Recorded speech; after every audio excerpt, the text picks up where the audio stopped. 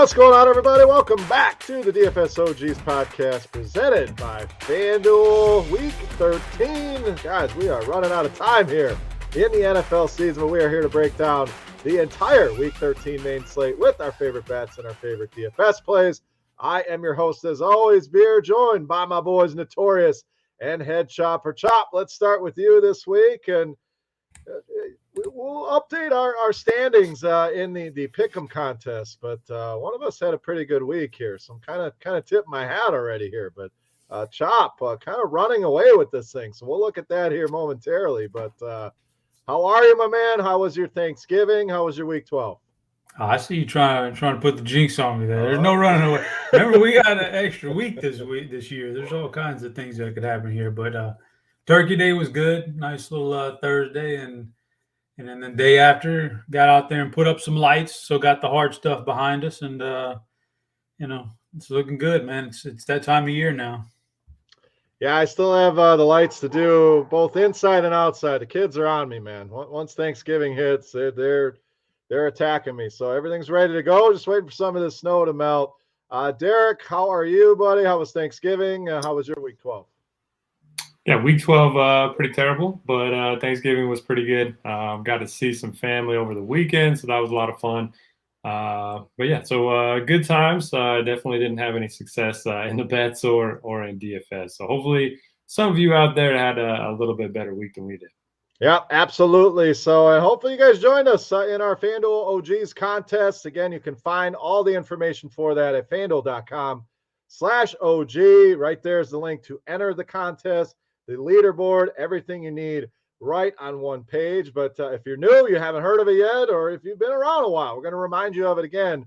$7 single entry buy-in tournament, season-long payouts in this thing. So a buy-in point for everybody. $5,000 to the winner in extra prizes. Not to mention, we're going to continue to give here on the OGs podcast. If you are rocking that RotoGrinders badge and you win this tournament, you're going to win 1 year of RotoGrinders premium combo. So all the sports absolutely free. So pretty big addition to the prize pool. So we'll see if we had another winner this week rocking that RG badge. So we'll update those standings here later in the show as well. But guys, let's jump right into it here. We got a lot of games to get to. Let's start with the Chargers and the Cincinnati Bengals. Cincy -3, 50.5 on the total. So Derek, we'll start with you here. Tale of two teams. Cincinnati rolls division opponent Pittsburgh. Chargers, we all thought we're going to roll Denver. They do what the Chargers tend to do and let us down. So not hitting on that OG's parlay last week. So how do you see this one playing out? Looks like a great spot for Joe Mixon, who just continues to score touchdowns, 6 of them over the last 3 weeks on the ground alone. 8 straight games with a touchdown, Derek. Feels like a pretty smash spot here to lead us off for Joe Mixon against this Chargers run D. Yeah, good matchup for sure. And game log watchers, they're going to love Mixon this week. I mean, his logs are pretty impressive. I think he's had at least 25 fantasy points in 5 of his last 6 games. Now gets a great matchup at home, so certainly don't mind him. This is probably the most expensive he's ever been, if I remember correctly. So if you want to get a little bit different, I don't mind targeting the passing game here. I know the matchup isn't as good, but Burrow, he's very efficient. He's got plenty of weapons to work with.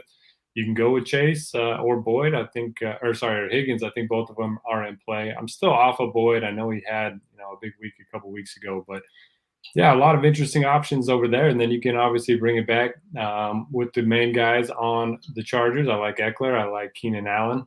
Mike Williams is a guy that can break the slate each and every week. So certainly interesting game. I think you can stack it a number of ways. And, man, I'm kicking myself. I said last week, Chargers, this is the spot. They're going to lose. We all know it's going to happen. And we still, all 3 of us picked the Chargers. So a little disappointed there. I think they bounce back. I'll take the points. I think it's a field goal game either way, so just give me the points. I'm going with the Chargers as well. They tend to do the opposite of what you think you're going to do. And the spread, just something seems off. I mean, how is Cincinnati only a 3-point favorite here at home with the way they're playing? You got a lot of things pointing against the Chargers. The public likely going to be all over the Bengals. So I'm with you here, Derek. I like the Chargers as much as I like Mixon and that Cincinnati offense for DFS. This Chargers offense, I think, is just as stackable, like you mentioned, with the passing game or even an Austin Eckler here. So Chop, one of those fantasy bonanza type games. Are you with us on the Chargers? And what are you doing in DFS in this one? I think DFS, like a game like this, I'm not trying to reinvent the wheel or anything. Yeah, these guys are all good plays, all the way quarterback, the running backs from both teams, and then your top 2 wide receivers on both teams. So Herbert, Burrow, Eckler, Mixon, Allen Williams on one side, Chase Higgins on the other. Like, they're all good, so I'm all for that. And then it's a tough pick right here, but I do think there's merit to this game just being decided by a field goal, which would mean that you're in a pretty good space there if you got the Chargers. I think that's the safer bet. So I'll take the Chargers here too. All right, locking in an early pick here. Chargers +3. Kind of surprised. I thought Cincinnati would garner some more love here with the way they're playing, the way they dominated Pittsburgh last week. But looks like all of us on the Chargers +3. If you're out in the chat, sound off. Let us know. Join in the conversation here. Got our boys Don Easy, Josh Duck, always hanging out with us every single Wednesday. So we appreciate them. Talking about Mixon, Jonathan Taylor. We'll get to him here shortly. And that Chargers run D. Yeah, Don Easy. They are not good against the run. So Mixon set up for success once again. All right, next game on the docket, Minnesota and the Lions. The Vikings come in -7 here. 46.5 on the total. So, Chop, the Lions got me. I thought Thanksgiving they could pull it off. They could get a win against the lowly Chicago Bears and Andy Dalton. So, rather than taking the 2.5 points, which would have ended up being a winner, got on that money line with Detroit, and they do what they tend to do, is let you down. So, still winless here this season. Minnesota playing some good football. News here, running back related. No Dalvin Cook for Minnesota. So Alexander Madison stepping in. The sites did a pretty good job of pricing him up. Detroit side sounds like DeAndre Swift could miss a couple weeks. So Jamal Williams, next man up here for the Lions. So, Chop, the Lions are always a team where we're thinking they can compete. They can stay competitive. I'm going to lock in the Lions here as my pick, +7. I do think they stay competitive even without Swift here. But this feels like a good spot to load up on some Vikings this week. Yeah, I think so. I do have Madison in the season-long league, so that's looking up. That's the good news. The bad news is the last 2 weeks. 2 weeks ago, I ran into Jonathan Taylor's big 50-point game, and then last week I played against Leonard Fournette, man. So I'm catching the bad breaks there, man. But I got Madison going this week. But yeah, I think they're all. I think the Minnesota Vikings in a good spot there. Cousins, Jefferson, Thielen, and then Madison, of course, running it back is going to be really good. Detroit, I'm a little worried. You're watching them on Thanksgiving. Like, man, you just go back to the beginning of the year, and I think we kind of all got like a little bit lured in by Jared Goff, man, that first week where it was just pure catch-up mode, and you put up good numbers, and then like 2 weeks later, he was in Green Bay and was just all catch-up mode the second half and had a good game, and he just hasn't been very good. They don't push the ball downfield nearly enough, so it's really tough on for that aspect of it for that offense. So I'm a little worried on that part, but yeah, I don't know, man. The Detroit side doesn't interest me too much, so I don't know. I don't want to go Detroit here. I think I'm going to go ahead and maybe in catch-up garbage time, maybe Goff puts up some points here, so I'm going to take the over. All right, over for you, Detroit for me. We got some questions in the chat on this game. So, Chop, I'll stay with you here, and then we'll get to Derek. Jeremy Heisen wants to know, can you play Madison and Jamal Williams in the same lineup? He says, I know typically you don't do that in GPPs. So, thoughts on that?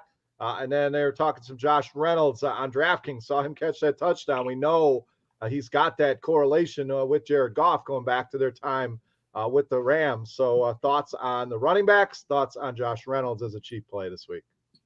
All right. So the man said in GPPs, you typically don't do that, but forget about that. In GPPs, you do whatever you want. All right. Anything goes. When you hear that, two running backs from the same game on different teams, they don't correlate well, man, you'd have to, go out 1,000 games to realize that, you know what I mean? Like, it's just a small sample here. We're talking about one game, and you got both guys catch passes. Yeah, you can absolutely play two running backs from the same game like this. Absolutely. So I'm on board with that. And yeah, there's no doubt that Goff has a little bit of a soft spot here for Josh Reynolds. So I definitely think Josh Reynolds will be the only Detroit wide receiver that remains in my player pool by Sunday morning. Yeah, I'm with you on the running back thing. I mean, to me, GPPs are like the wild, wild west. Anything goes, and the more creative, the more you buck some of the traditional trends or rules that are out there. I think it makes sense. As far as Williams goes, the beauty of a Detroit running back, they're never going to be game scripted out. I mean, they can be down 28-0. They're still going to run the ball. They're still going to throw to them out of the backfield. So you have that going for you. As far as Minnesota goes, we know they love to load up on one running back. So Madison's going to get a ton of work. That being said, Derek, I think Justin Jefferson, a very intriguing play this week. If Madison is going to be overly owned and popular in a very good matchup, and nothing against the play, maybe Jefferson gets forgotten here a little bit. So I really like him in this spot this week against Detroit. Yeah, hard not to like Jefferson, especially after Thielen, had the big game last week. So I like that quite a bit. As to back you guys up, the correlation table will say not to play opposing running backs, but like Chop mentioned, that's over 1,000+ games, 5+ years, and that takes every running back that's facing each other in the NFL. This is a unique situation in that both the backup running backs are priced down, and they're both squaring off against each other. So I absolutely love the running backs. I'll probably be pairing them in my single entry build, and then so I'll be pairing them in tournaments as well. I won't be on Josh Reynolds. I know he's cheap, but there is a lot of value plays, especially at the running back position, even on DraftKings. So don't know if I'll go to Reynolds, but yeah, I like Jamal Williams. I like Alexander Madison. And then obviously Jefferson could have a monster game as well. And then, man, for my pick, I was going to go with Chop and take the over, but I can't agree with him on the first two. We're already trying to make up ground here. So, Beer, I'll go with you. I'll take Detroit. All right. I don't know if you want to roll with me, though, either. Now you're on the opposite end of the spectrum here. I started out hot, and it's been a nightmare here lately, but hopefully get back on track this week. Next game, Tampa Bay traveling to Atlanta. The Bucks up to -11 here in the FanDuel Sportsbook. Big total here, Derek, at 50.5. So last week, I think a lot of people, myself included, thought Tom Brady, the double stacks were the way to go. It ends up being Leonard Fournette. And the running game getting it done there against the Colts. The Falcons have just been a disaster this season, even with the return of Cordero Patterson. So what do we do here with Tampa, Derek? Do we go back to Leonard Fournette here in a good matchup? Do we go back to the passing game? Can you play them all here? And then do you trust anybody on Atlanta? We keep waiting for Kyle Pitts. He keeps letting everybody down. Is Patterson the run it back here in a tough matchup with this Tampa Bay run D? I mean, man, it's tough for Atlanta. Earlier in the season, Tampa Bay, very good against the run, and then they were beatable through the air. But all of a sudden, they're top 8 against the run and the pass. So this is a defense that I don't really want to mess with. I know Atlanta's at home. I know they're probably going to be playing some catch-up here, but I don't want to pay a premium for Patterson in a bad matchup. I don't feel great about Pitts. Like you mentioned, we just keep waiting for that breakout game. It hasn't came for over a month now. Gage isn't a guy that I love playing, so I'll probably be off of the Falcons. And then with Tampa, you can pretty much play whoever you want. I'm still burned by Chris Godwin last week, but obviously a good bounce back spot for him. Mike Evans, anytime he doesn't have like one of those shutdown corners on him, he has slate breaking upside. Gronk coming off the big game, Fournette coming off the big game. You can really do whatever you want on Tampa side. And we've seen, they don't abandon the pass if they're up big. So I don't mind taking some shots on some Brady stacks here, even if you don't run it back. And for my pick, man, 11's a lot, especially on the road. I'm going to take the under. Oh, boy, we are 3 for 3 in lockstep here, Derek. I'm on the under here as well. It's a big number. I worry about Atlanta offensively, so maybe Tampa Bay rolls, but under was my pick. Josh Duck in the chat asking about Brown. I'm assuming he's talking Antonio Brown. Not sounding optimistic on Antonio Brown once again. So kind of a weird, this is taking a lot longer for him to return than we initially thought. As far as Patterson goes, this was the game he had the breakout. I think it was all the way back at the beginning of the year where he had a couple touchdowns. So, maybe it is a decent matchup for him, Derek, but I'm with you. I don't want to pay that price on him. I'm not buying in on Kyle Pitts. So, mostly going to be Brady in the passing game for me. 5 touchdowns for Brady against this Atlanta team back in week 2. And threw for 390 and 399 yards against them last season in 2 games. So clearly a matchup we know he can thrive in. Passing game where I want to go again with those double stacks. Chop, your turn. Tampa, Atlanta. What do you got? I don't have much. I mean, it's I don't want to play any Falcons players. They're just, the only one I would even entertain is Patterson, and not even sure I want him this week. And then Tampa, yeah, do whatever you want with Tampa. I mean, I'm not going to try to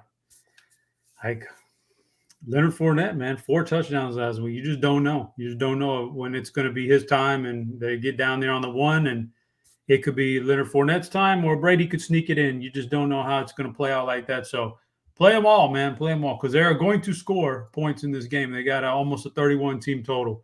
Just figure out how you want to pair them on each team. But I'm looking at the defense for Tampa Bay, and I'm seeing how is Atlanta going to score here. It's going to be very, very – they're going to have to get very lucky to score. So with that in mind, I know Tampa will score. So give me Tampa Bay here. All right, moving on. Next game, Arizona traveling to Chicago. Cardinals sitting at -7.5 here in this one. Total at 45.5. So Chop, we'll stay with you. Arizona, we'll see. It sounds like Kyler Murray going to be back, but we've played this game now for seemingly about a month.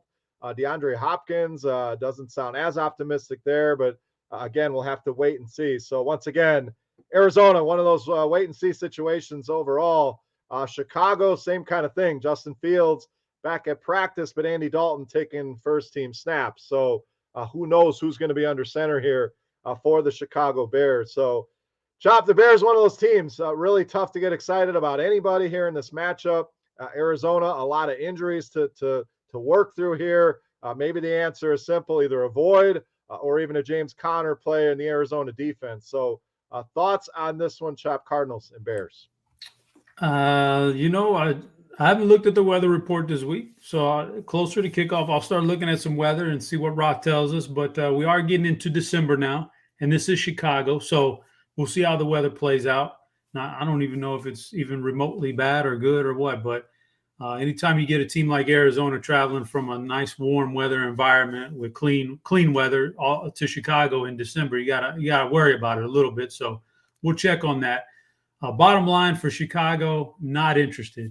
At some point, you got to draw lines and get guys out of your player pool. I don't want a player pool, even in GPPs, of 150 guys. I'm not going to do that, So I got to narrow it down, and this is the way I do it. I was watching Thanksgiving. You're waiting for that big Montgomery breakout game, and they just don't block for him that much. So I don't think I can go that route. And the quarterback play doesn't inspire me, so I'm going to pass on Chicago. For Arizona, you hit it with the injuries. It's tough to call right now, not knowing what's going to happen with the injuries here. But, if Kyler's in there, assuming the weather's okay, he's okay. But I'm not in love with it. I'm not in love with Hopkins this week. And they can spread the ball around. And I think James Conner might be the best play on the team this week. Assuming everybody's back, and you got to account for Kyler running and DeAndre and all the other. James Conner may sneak in there and do what James Conner's done this year, which is dominate some games. So I think he's my favorite play in this whole game. As for a pick here, that's a big number, man. It's big, but they're coming off a bye week. Ooh, this is a tough one. I'm hoping the weather might be a little rough here for Arizona, and they may get a little shocked stepping off the plane. So I'm going to take the under in this game. I'm also on the under in this one. Again, I like Conner here. The Bears D missing some pieces, namely Khalil Mack. So it's not as intimidating of a matchup here. He can get it done on the ground and through the air. And there may be some value with his receivers if Hopkins is out. And I may have a little bit more interest there. But Kyler coming back, is he 100%? Is he going to run as much as he normally does? Just so many questions there. So I like Conner, like the Cards defense. And I am also on the under here. See, kind of an ugly game here. Derek, your thoughts, Cardinals, Bears? I don't have much more optimism than you guys. I think Montgomery's at least a little intriguing. Arizona, pretty average against the run. They're playing at home. He let everyone down on Thanksgiving. And he's dirt cheap. I mean, he's $5,600 on DraftKings, $6,500 on FanDuel. He's an interesting way to, kind of pivot off of the popular value running backs from that other game we already talked about. Donese bringing up Darnell Mooney. I don't hate it. Not my favorite play on the board, but he's been playing much better over the last couple of weeks. So I don't mind those two guys. Arizona, yeah, just a wait and see approach. I do like the Connor play again. I don't think he's going to be very popular because some of these value running backs are going to be soaking up a lot of ownership. And yeah, I'll go the under too, man. We're agreeing on a lot this week. Oh, we'll see. Hopefully we get our parlay going here this week. It's been, we're hitting on some and not at the clip we were hitting on last year. So I hate to say we're due, but all three on the under there. So we will add that to the LA Chargers at +3, 2 games on the parlay card. Don Yeezy asking about not only Mooney. If Robinson's out, I don't hate it, Don Yeezy, but I'm kind of with Derek. It's not the most exciting play in the world. You're counting on Andy Dalton against a pretty good defense. If there is any weather concerns, even a Cole Kmet, I think there's a lot better tight ends, even some value tight ends at that price point. So just tough to get excited about a team with a team total under 20 led by Andy Dalton. So let's move on to our next game, guys. We have Philadelphia and the Jets. Philly -6.5, 45.5 on the total. So Derek, we'll stay with you. Jalen Hurts dealing with a little bit of an ankle injury, so we'll have to keep an eye on that throughout the week. Is that going to zap any of his mobility? As far as his pass catchers go, tends to be a letdown spot for Smith, for Goddard, but a good matchup here with the Jets. The ground game in a real good matchup, but they're sounding more optimistic, like Miles Sanders may be able to give it a go this week. So you're once again dealing with that committee here. Jets side, just been a mess. We'll see if they get anybody back here, but Elijah Moore been up and down. Crowder was a disappointment last week. Now you got more pieces in the backfield here with Austin Walter. So Derek, makes sense of this one. The Jets, it's tough to get excited about anything in Philly. We're dealing with some injuries in the backfield and with Jalen Hurts. And it felt real gross on Sunday morning when Corey Davis got ruled out and all 3 of the Jets receivers kind of popped in the projections. That didn't feel good, and obviously it didn't turn out very good. So, yeah, I don't know what to do with the Jets at this point. They're just not a team that I love. And the Eagles, they want to run the ball. So I think they're going to be able to dominate the time of possession in this one, limit the number of possessions that the Jets have. So I'm just not really looking to target anyone from New York, even though they are playing at home.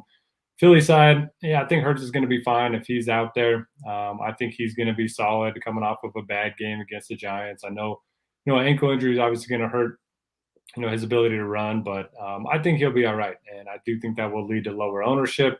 Running game, just a wait and see approach. If Sanders is out, if Howard's out again, then you can definitely go to Boston Scott. If they have 2 of the 3 active, then I'll probably just avoid it. And with them, being favorites and with them wanting to run the ball, it's hard for me to click on Smith or Goddard right now or Godare. Yeah, Godare, baby. Get it right. My bad. So, yeah, I don't know. I mean, they're both fine. They both have upside. They're both pretty affordable. So, if you are playing Hurts, I don't mind stacking them. Maybe, his mobility being hurt will, lead to him throwing it a little bit more. But kind of feel like that's a pipe dream at this point. And for my pick, give me the Eagles to bounce back. I like them to cover here. All right, I'm going under on this one. Just, I agree with a lot of what you said. I think Philadelphia is going to be able to control things on the ground. The Jets offense, who knows what they're going to look like with Zach Wilson and these 3 running backs. Philadelphia's defense, I think, is a solid play here. So I'm going to make it 3 unders in a row. I guess I'm on the chop plan from last week. It worked for him. 3 unders in a row, but I just see an ugly game here. So under for me. Chop, what do you got here? Philly and the Jets. Man, I fell for the Miles Sanders trap on Sunday, and I knew better because I knew exactly what he's done for the last 2 or 3 years, and I still fell for it, and I got burned by it. So I don't even know if I would go to him, even if he's in. I don't think I'd go to him, and it'd probably be my downfall. But yeah, I don't know, man. This is a tough game to cover. The Jets are just not that good offensively. Philly's decent on defense, so I'm not sure how much these Jets I want. I just don't see a scenario where I'm rostering Zach Wilson at all this year. Just hasn't looked good, and running backs are kind of a mess. And the one guy I want to roster is Elijah Moore, but sometimes with Zach Wilson there, he just doesn't get the ball enough. It doesn't seem like. So I don't know. I have a hard time with the Jets rostering any of them. The Eagles, I think, if Hurts has got to run the ball. If he doesn't run, I don't want him in fantasy, period. That's it. So if he's even slightly banged up and the mobility is going to be limited, that's a big red X for me, man. And I think Devontae is really good. I think Devontae could be the guy here that gets off. So kind of on maybe Devontae or bust in this game, but this doesn't scream anything but maybe a one-off on Philly for me. So for the pick, let's see. One guy went Philly, one guy went the under. That's a tough one because I'm kind of torn here. I can see Philly. I can also see the under. Hurts mobility being limited is interesting. Go ahead and give me the Jets. I'm going to go ahead. I'm going to give you guys a chance. I'm going to give you guys a chance to catch up. I'm going to give you guys a chance to catch up here, man. Did not see that one. I was penciling you in for one or the other with Philly or the under, and you throw a curveball here with the Jets. I don't hate it. I mean, it's kind of similar to the Lions. The Jets at home catching points. Philly's. We talk about the Chargers and Philly being those teams that as soon as you have faith in them, they burn you. So maybe this is a letdown spot for the Philadelphia Eagles. So Chop throws the curveball. With the Jets, next game, another New York team, the Giants, traveling to Miami, -5 here, a very low total at 40.5. And the return of the neck, Mike Glennon back in the lineup here for the New York Giants. Daniel Jones dealing with an injury. So, Chop, we'll stay with you here. We've seen this movie before with Mike Glennon. It's not pretty. I mean, he's surrounded by weapons, no doubt. I mean, this team is very frustrating with the amount of talent they have that they can't put more points on the board. But that's been the case here. Miami's defense playing a lot better here. Jalen Waddle starting to play well. Tua playing well. The running backs, the issue, Phillip Lindsay saw 12 carries last week. So it kind of dings Myles Gaskin a little bit as that workhorse. But I love Waddle here, and I'm going to go with the Dolphins for my pick, -5. I'm not believing in Mike Glennon here, Chop. Any more optimism for you? What else you liking here in this game, Giants and Dolphins? I do like Saquon Barkley, I think, this week. That'd be my favorite Giants player. I'm not sold that Mike Glennon's going to be any worse than Daniel Jones has been, so you never know. He may be able to get the ball to one of those. I mean, they desperately need to get the ball to Kenny Galladay somehow. They signed him to that contract in the offseason, and he needs to do something, and they need to get him the ball. And so maybe Mike Glennon's the guy to do it because Daniel Jones just couldn't get any worse than Daniel Jones is what I'm saying. So you just never know. And they fired Jason Garrett before last week, so you never know. This could be the big breakout we've been looking for. But I do like Barkley. On the Miami side, yeah, I like Tua. I like Waddle. I'm going to pass on the running backs, and I'm going to pretty much pass on Gesicki. He may be in some guy's player pool, but he hasn't done enough for me with other guys getting healthy and Waddle taking over as like the number one guy here. So I like Tua, I like Waddle. And you know what? Break up the Dolphins, man. They've like 4 or 5 wins in a row now. And I've benefited from it, with the picks here. So I'm going to ride them. Give me the Dolphins again. All right, Derek, over to you. Are we adding to the parlay card here? 2 bets on Miami. They have looked good. The offense is playing better. The defense playing good. And the opposing Mike Glennon on the other side. What are you doing here? Yeah, I'm just laughing at Josh Duck in the chat. He says, I've watched Glennon, and it does definitely get worse. I agree. I can't disagree with that at all, Josh. So, yeah, it actually sounds like Daniel Jones could still suit up. He's listed as questionable. It says he might play. So that would definitely help the Giants, I would think. But I still like the Dolphins in this one. From a DFS perspective, you never know what to do with the wideouts from New York because they're all listed as questionable. Everyone's hurt all the time. So if they are shorthanded, I don't mind going to Evan Ingram. He's cheap. I've been getting more targets recently. And then Saquon Barkley, 87% snap rate last week. So he's back to playing almost every single down. So I don't hate him as a play. But the Dolphins, I don't know. It's just not a great spot for running backs on the road. 18-point implied total. That's pretty ugly. Dolphin side, you can go to Gaskin. He's still struggling with efficiency, but he should have some red zone opportunities again. And you guys mentioned Waddle. I mean, he's been very good recently, so I don't mind going back there. And, yeah, add this to the parlay card. I think the Dolphins keep it going. If they win this week, they can pull within like a game of the playoff picture. Yeah, it's crazy. Everyone's all jammed together in both I think the NFC it's pretty much everybody, but Detroit and Seattle and AFC pretty tight as well. So I think it's the first time we've hit a 3-teamer in a while. So feeling good about the parlay card. Not feeling good about our chances to catch Chop if we're all in agreement here, but so far so good on the parlays. So let's move on. Next game, we got Indy and Houston. The Colts -9, another middling total here at 45.5. So Derek, let's stay with you here. Obviously, Jonathan Taylor going to be one of the top plays on the slate. Do you want to pay that price here against this Houston Texans team? And Houston, I ask the question every week. It's pretty much Brandon Cooks or bust. Is he the running back option here? And do the Texans have any shot in this game against the Colts? Yeah, I mean, 10-5 on FanDuel is a lot to pay for Jonathan Taylor. Sure. But obviously he has slate-breaking upside. I mean, he did it against the Bills, so he can obviously do it against the Texans. They have been pretty good against the pass. It's probably just because teams haven't had to throw the ball against them all that much this season. But 25th in DVOA against the run. We know this offensive line, one of the best in football. We know Jonathan Taylor, one of the best in football. So I like him. I doubt I'll get there in like cash games just because, some of the value running backs allow you to do a little bit more in terms of your roster, but certainly wouldn't talk anyone out of playing him. I think Pittman could be an interesting leverage play if it does look like Taylor's going to be popular. He's pretty cheap across the industry. I just worry about game script, but yeah, I think they're both interesting. I don't know if I would go to Wentz. I think, they're going to be able to control this game on the ground. So a little bit of interest there. Other side, man, they've been playing a little bit better, the Texans. So maybe you could look to Brandon Cooks. Tyrod Taylor became like a popular cash game quarterback last week, which was kind of interesting. I didn't really understand that, other than the fact that he was cheap here. And it's obviously a better matchup for the pass game than the running game. But, yeah, I won't go to Taylor. I'll take a couple shares of Cooks and, build some skinny stacks with Taylor and Pittman. For my pick, tempted to take the home team again, but I'm going to take the over. Over. All right. I'm on the under here in this one. You mentioned the Texans playing better. I think the appeal for Tyrod, whatever the hell his name is these days, was the matchup. I mean, there was the price, obviously, but a matchup with the Jets, a cheap stacking partner with not cheap, but middle of the range with Cooks, and then an easy run back, cheap on the Jets side. So I saw that gaining steam as well.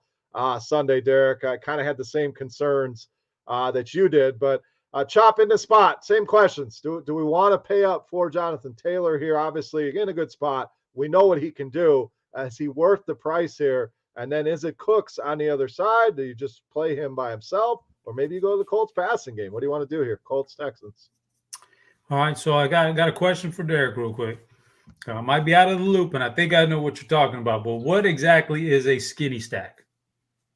Just one from each team, like a running back and a wide receiver, or wide receiver and wide receiver. So Taylor and Brandon Cooks. So not the quarterbacks. Okay. What then? Is there such thing as a fat stack? Ooh, yeah. I mean, there's got to be. We gotta make a new. We gotta get a new term out there. Let's get it going. That would be Wentz, Taylor, Pittman, and somebody. I mean, a three-man like is common. Oh, I like it. 3+. How about a four-man? 3+ offensive players from the same team. Fat stack. I like that one. You're pushing 4 bills. You're a fat stack. There you go. All right.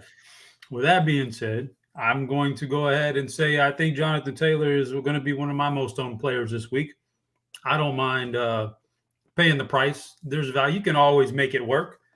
And he's showing the upside that wins GPPs. And I think the benefit here, and I like to play narratives more than a lot of the straight numbers like Derek. The narrative for me here is that these guys still are a playoff team, the Colts. They're trying to be. And they lost last week. Now, I think it would be a whole different mindset if they beat Tampa and you're riding high and then you got to go on the road and then you got to, maybe you have a letdown spot. But no, you lost that game to Tampa. So you got to come in here and you got to win and take care of business. I think they do. I think they feed Taylor early and he gets loose. So I'm good with Taylor. I'm not, I've done this Brandon Cooks. He had some nice garbage time stuff at the beginning of the year. Not really very much lately. Like he caught his pass for a touchdown last week in like the second quarter. And it was like, oh my God, here it comes. Here comes the big Brandon Cooks game. Nope, that was it. Just that one little touchdown pass. So I'm not sure anybody that has to get the ball thrown to him by Tyrod Taylor is going to be a guy I want to roster heavily too much. So not a big Texans guy. I do like the Colts pieces. Jonathan Taylor, first and foremost, will be a heavy part of my teams on both FanDuel and DraftKings because I think he could have a monster game. So with all that being said, and I hope Tyrod doesn't take offense to this, but I don't see how the Texans are going to score very many points. So I'm going Indianapolis here. All right, Colts for Chop, under and an over. So we're all over the board on this one. So before we transition to the afternoon slate, got 4 games there. We're going to take a look back at last week, some of the top performers in our OGs contest. Again, you want to get involved in this, FanDuel.com/OG. Limited spots available. So go right now, reserve your entry, just $7. Single entry, everybody gets one. There's payouts for the weekly contest. There's also season-long payouts. So we're going to take a look at that season-long leaderboard here as well. But want to give a shout-out to the top 5 this week. We'll start with Vikings, 55, 142.78. Looks like they rode the Cousins, Jefferson. Eli Mitchell, 25 at the running back spot was huge, under 10% owned there. A big game from Deebo Samuel and T. Higgins, along with the Cincinnati defense. So congrats to them. Next up, 4th place, Meatbee 2014, 143.48. Had Aaron Rodgers, a big game at 1.3% owned. Devontae Adams in that lineup, ran it back with Cooper Kupp. Again, big game from Deebo Samuel. And that aforementioned Miami defense paired with Myles Gaskin for about 41 fantasy points there. So a nice pairing on that one. 3rd place went to Cryork, 11, 148.18. Had Matthew Stafford with Cooper Kupp and Odell Beckham Jr. Again, we see the Miami defense. Joe Mixon in this lineup as well, 30 points on FanDuel, and survived duds from Miles Sanders and Michael Pittman. 2nd place, Hyde, 1975, 153.54. I had Tom Brady in this lineup. So Brady to Gronk, it wasn't terrible, but certainly not the best stack out there, but did have Joe Mixon. Javonte Williams with a big game at 12% ownership, and just solid across the board. Deebo Samuel, and we once again see the Miami defense for 23 points. And our 1st place winner, King Smurf 23, rocking the RotoGrinders badge. So guess what, King Smurf, if you haven't already, congratulations. You win a year of RotoGrinders combo premium, so you can reach out to any of us and we'll get you set up on that. But the lineup, pretty impressive here. Carson Wentz at the quarterback position. Michael Pittman, his run back. Leonard Fournette, 3.8% owned in this contest, 40 points there, 30 from Joe Mixon, so 70 out of his running backs, and he survived. Godare, Chop, 1 catch. That's it, 0.5. So your boy not doing much there. Dalvin Cook, we know, left that game early, only 11 points. Elijah Moore, only 7. So it goes to show you that, you can hit some duds and still do well. So congrats to King Smurf 23 on not only the wins, $500 here off his $7, her $7. Also some free RotoGrinders, a combo premium. So if you want in on the deal, we're going to run it back. Rock that RotoGrinders badge, get 1st place, and you're going to be winning that combo premium for a year. So Chop, season-long leaderboards. We have to do our urinal cakes check and check on everybody else here in the standings, see where Derek's at, how we looking on the season-long leaderboard. Yeah, I think you hit on a good point. This isn't like some big GPP where there's thousands of people and you have to be perfect almost. You can have like 2, 3, or 1 or 2 guys at least that just don't do anything and they bail out on you and you can still win this thing. And you've said that many times this year that, oh, this guy survived, the dud from this guy. Or that's the beauty of playing in a somewhat limited single entry thing is you can have a dud or 2 and still win the whole thing. So that's good. And we got a long ways to go. We only went through week 12, so we got the extra week this year. It's going to be a long journey here to the end of this thing. So at some point this will shake up. But JMB Wing hanging strong up there in 3rd place, man. He had another big week this week with 138.52. So keep putting those out. You're going to be in pretty good shape. Urinal Cakes fell off a little bit. 21st place, poor guy. 96.74 this week. Let me take a look here. I know I saw Dean got bumped out the top 100, so I ain't worried about him. Our boy Yisman, he's a big Discord guy for us. He's in 31, and I saw Derek here earlier. Got some bad news, guys. I think I forgot to put in a team. That's the beauty of it. You can have a week like that where you just completely forget, and I think you're still in the top 60. Yeah, you're in 55th place, even with the big blank spot this week. That's the beauty of it, guys. Speaking of blank spots, go up to the top again. There's 2 guys up near the top that have missed 2 weeks. This guy in 41st. There's a couple where I thought they'd missed too. Yeah, they got to be looking real good right now. Yeah. Oh, yeah. Look at this. The guy in 13th place missed the first 2 weeks of the year. Now, that's the way this thing goes. You just need 10 scores. Doesn't matter how you get there. Just 10. Get you 10 scores, and you're eligible here. You know. Yeah. And if you've played all, then the beauty of playing every week is it's going to be your 10 best scores, and that helps you out. But just get you 10 scores to qualify. So, yeah, man, there's a long ways to go here.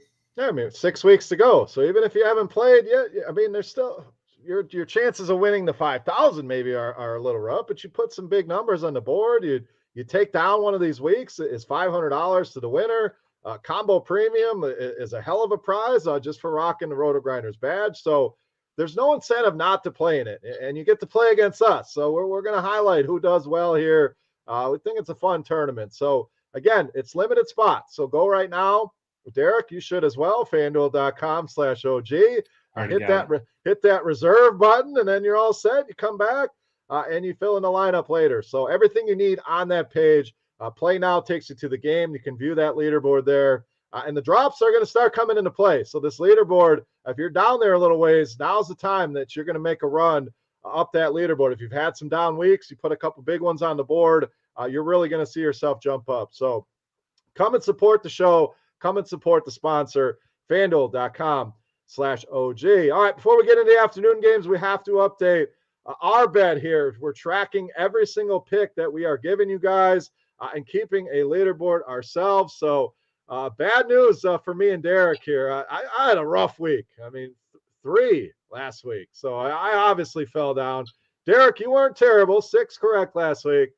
But our boy Chop putting a 9 on the board here in week 12. So we said somebody puts a big number on the board, they're going to start separating. So we are starting to see that now. Chop sitting on top with 72. Derek, you are 5 back at 67. And Chop has opened up a 10-game lead on your boy here, sitting at 62. So the 3 combined with the 9 certainly did not help anything. Just to jinx him a little more, Chop, send us your Venmo for the season-long bet, and we'll get it ready to go. Pay that out now and be done with it. So Chop running away, easy victory here on this contest for Chop. So enjoy our dollars, Chop. Congratulations. You are the big winner here. Yeah, I should be ashamed of you, James. No shame in my game, man. Whatever it takes to get back in this thing. But let's turn back to the games here. 4-game afternoon slate here. So a nice selection of games. I love when it's 4 games. Just that much better than the 2 or the 3s. First game, Derek, we got your Jags in action. Traveling to LA to take on the Rams. Obviously a high spread here. We're sitting at 13 in the FanDuel Sportsbook, 47.5 on that total. So Chop, we'll stay with you. The Rams, we got to keep an eye on Darrell Henderson, dealing with a little bit of an injury coming out of that Green Bay game. He's pretty much the only big name that we have to watch injury-wise here. Does Jacksonville have any shot in this game? We've seen them be competitive in games. They beat the Buffalo Bills. We've seen them lay down and lose to a lot of teams they probably should have been competitive with. This feels like a spot the Rams should get things going, but do they cover this 13 points doing that? Do the Jags have a shot? No way. I find it hard to believe that they're going to be able to hang in this game at all. So I think you probably got a coach who's right now he's probably on the phone trying to see if there's still room for him at Notre Dame to take on the Notre Dame job, Or USC. Well, USC's filled. That's USC. Oh yeah, that's right. Lincoln Riley. Right. Or maybe he goes to Oklahoma. But I think he's done with the Jags. So I just think he's kind of checked out, man. So I don't trust him at all going on the road. The Rams coming off of a tough loss there. I think they right the ship. I don't want any Jags players. The Rams are all on the table if you want to go that route. If you want to pay up for that stack. Yeah, I think so, because I think a team total of 30, and we could see it. And in the NFL, you can't predict a 40-point game from a team. That's a lot. This ain't college, but you could see them creep up to the 34, 37 points. I could see a big game here for the Rams, and in which case I do remember back in the day, there's really not a team that does it now, but back in the day, every week, if you stacked Roethlisberger, Antonio Brown, Le'Veon Bell, you'd hit like once every 4 or 5 weeks, you'd win the GPP because that's how good they were on offense. I think this could be one of those games for the Rams where they just explode. So I don't mind any of those guys you want to pair together. However you want to piece them together, skinny stack, fat stack, I don't care. Just take some Rams, guys. I think Rams smoke them pretty good, so give me the Rams with the points here. Yeah, I'm with the Rams as well. It's a big number, but I'm surprised it's under 14. So if I can lock it in at 13, happy to do that. I agree with you. I don't want anything to do with Jacksonville. James Robinson generally finds the end zone, but the upside pretty capped here. And I think this bounce back spot for Stafford. Kupp has been good. It just hasn't been as good as we've seen earlier in the season. So maybe he gets it going. Another week for Odell to get worked into this lineup, and Van Jefferson has been fantastic. So a lot of talk in the chat here about the Rams, asking about Sony Michel. Don Easy, I think that's a great play if Henderson is out, no doubt. OBJ is cheap, says Josh Duck. Don Easy talking about Van Jefferson, OBJ. So, Derek, if we're going to have a fat stack here, we're unleashing this on the people here. This feels like the team to certainly unleash it on your Jaguars with the Rams here.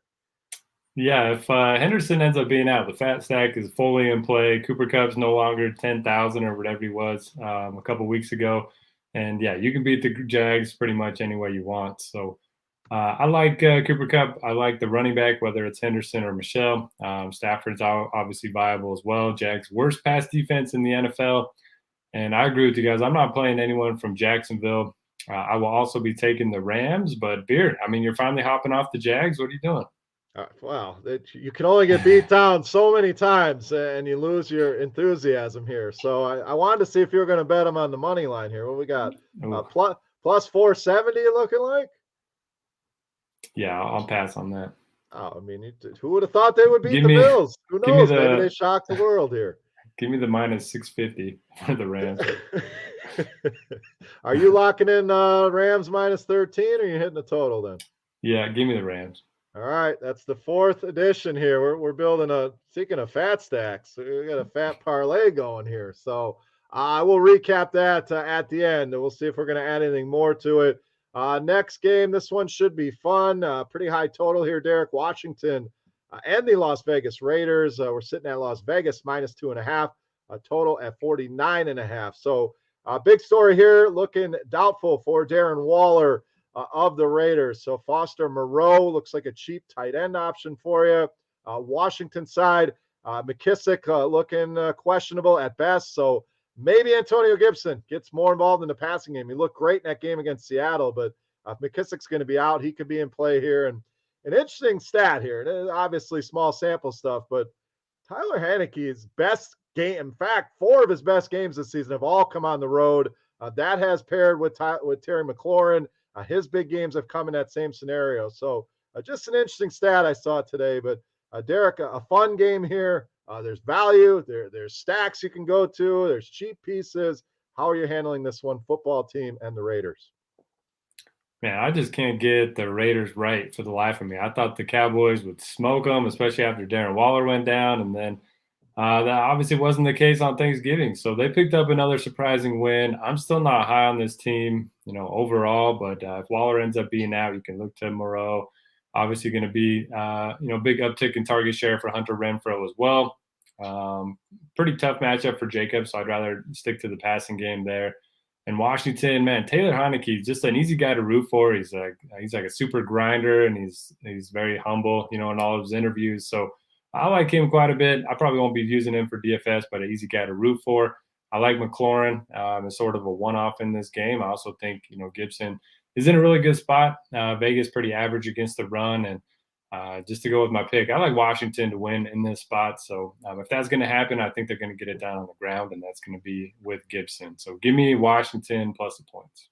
All right, I'm a little bit more optimistic on Heinicke here. That this Vegas defense not been good against quarterbacks. He gives you a little bit of rushing upside. He has that gunslinger mentality.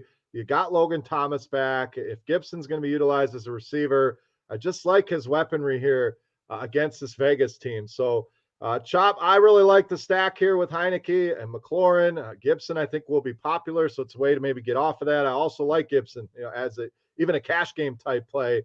It's the Raiders side you worry about a little bit without Waller. Again, Moreau, a solid value, just 2,700 on DK, cheap on FanDuel as well. Hunter Renfrow obviously becomes more of a target. So a stackable game, Chop. Which pieces are you picking out of this one? Yeah, so I'll start off with this one. You put me down on the list for the over in this game. Put me down on the over. I'll say because I'm much like there. I can't pick the Raiders here. Like I just can't get them right, no matter what I do. I kind of don't think they're a good team, but then they kind of keep winning games and staying in, even with losing, big pieces. Ruggs a few weeks ago, and they're still competitive, and now they're out Waller, but they'll still be competitive. So I can't pick against them, and I can't pick with them. I can't pick with them without Waller, but can't pick against them. So I'll just take the over because they seem like they get into some. I don't know. Maybe I'm just making this up, but seems like they get into some shootouts at home. I'd have to look that up. But with that being said, I'm with you guys as far as I think McLaren, Gibson, Heineke are all in play. Logan Thomas is back and got targeted a fair amount. So I think he's in play at a very weak position this year, tight end.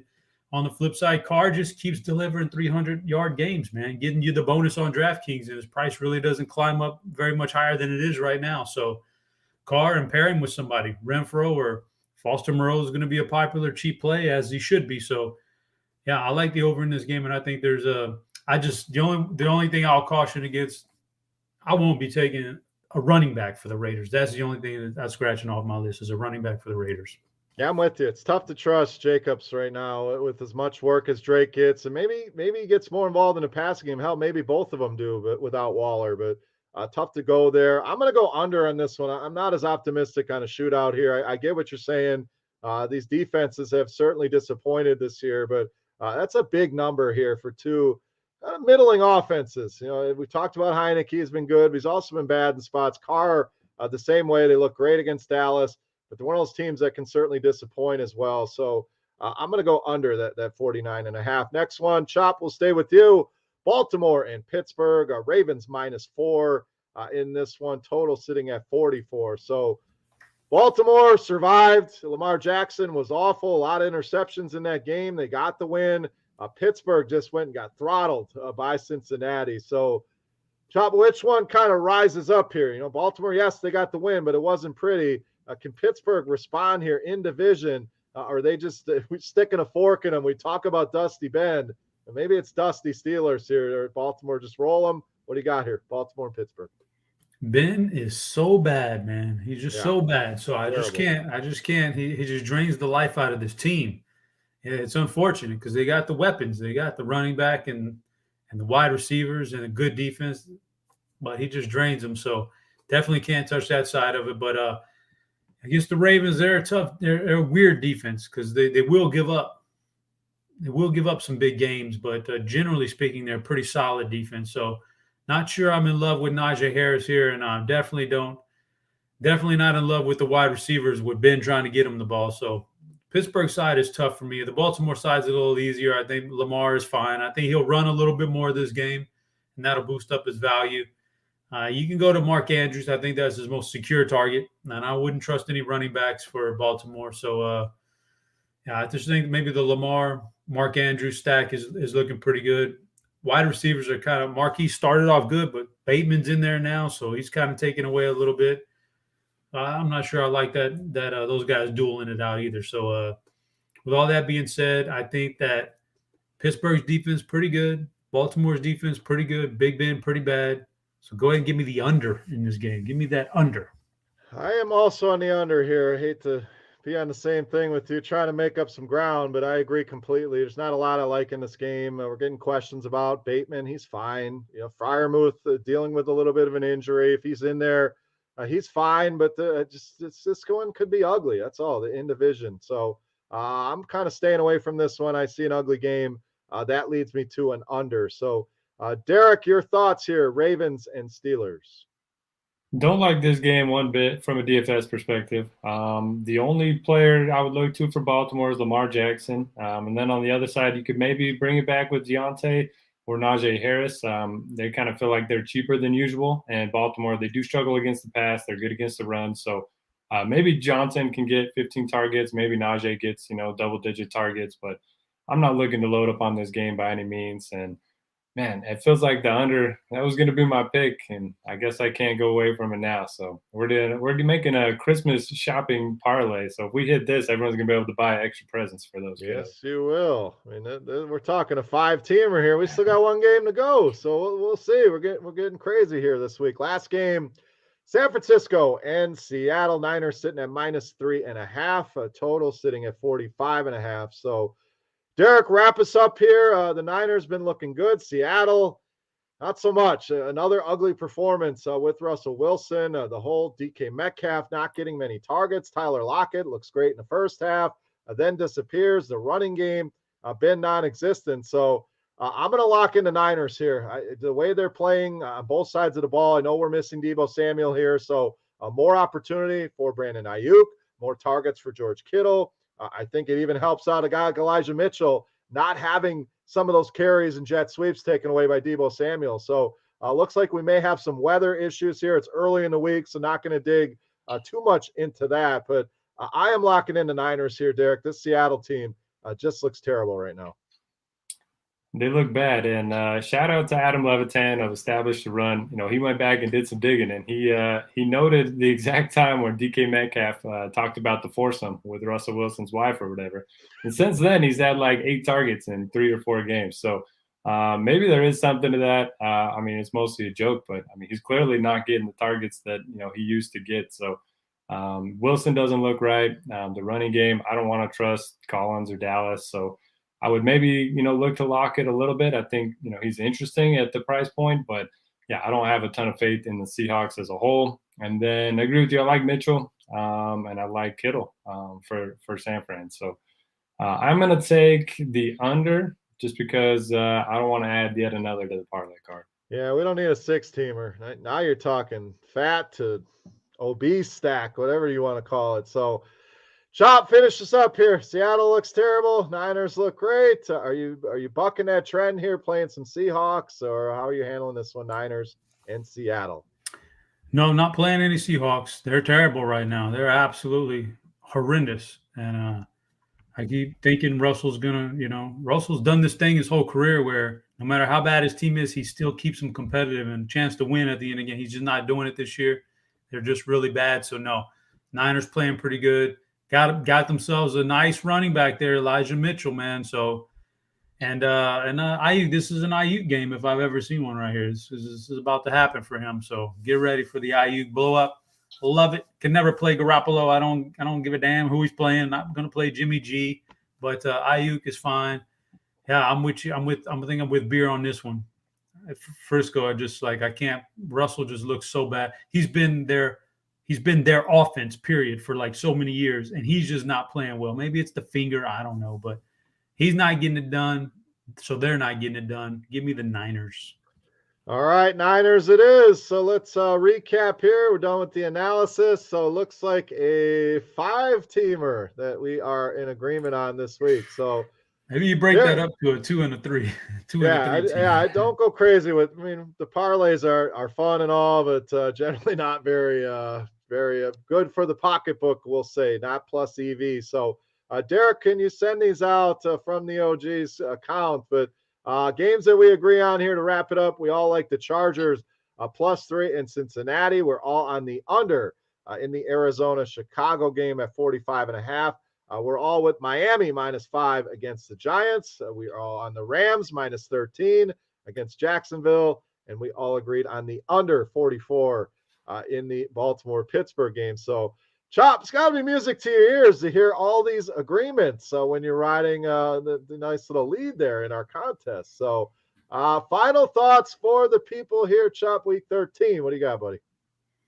This is like being a DFS contest and you're in like maybe the third quarter of the early games. Like there's still a whole night slate left and there's a lot of time left. Don't be chalking me up already, guys. Come on now. But I think, it looks like a fun week.